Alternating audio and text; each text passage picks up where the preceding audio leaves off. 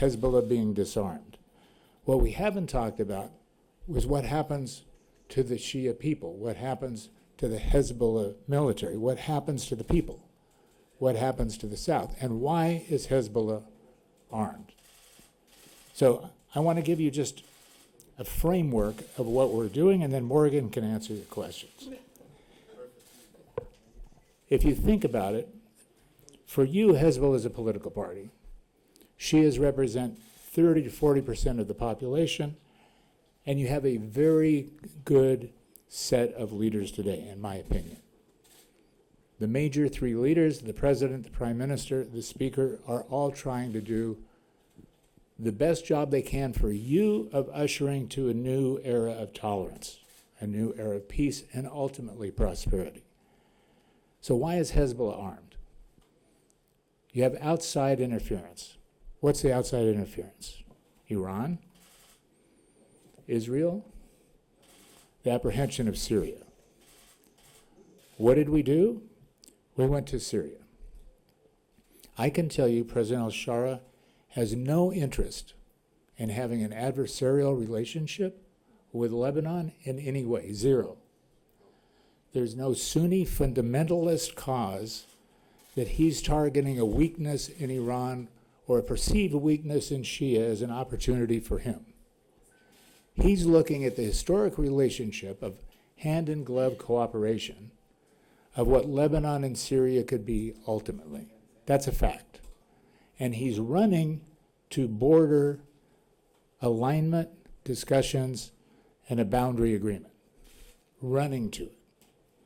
Israel, Morgan and I spent the day in Israel after, you can imagine, preparation.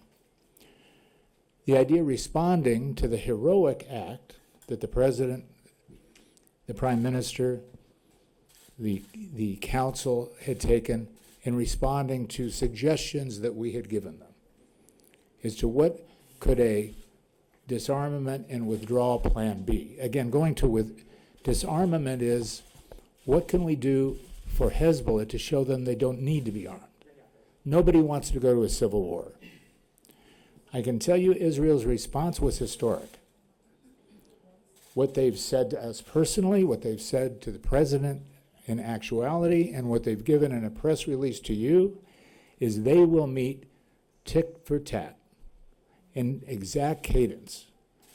What we will do in an effort to make sure that Hezbollah is not armed as an adversary against them, they will withdraw in the same cadence.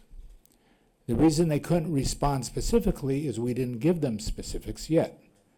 Your government is coming back with a proposal August 31st, which is a Sunday, so it won't be August 31st, of saying here is the plan and proposal of what our intent is to disarm Hezbollah.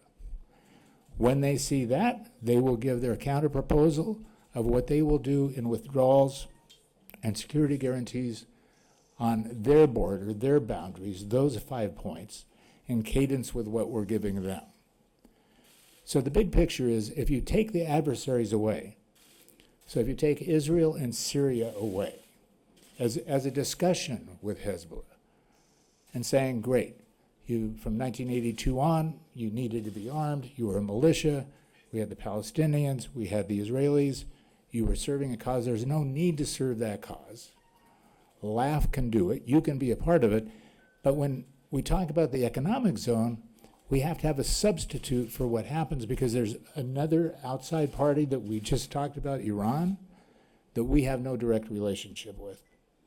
And Iran has been the financier of the growth of Hezbollah, the municipality, and Hezbollah, the militia.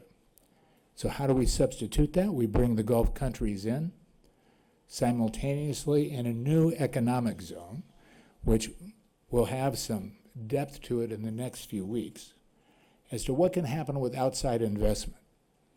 What kind of outside investment? What does it mean to the South? What does it mean to the community? So step by step, you take out the Iranian concern because you have another funding source, another life source. You take away the Syrian concern because Syria is ready to have discussions tomorrow. You take away the Israeli court. You haven't spoken, by the way, to Israel since 1949. This is insanity.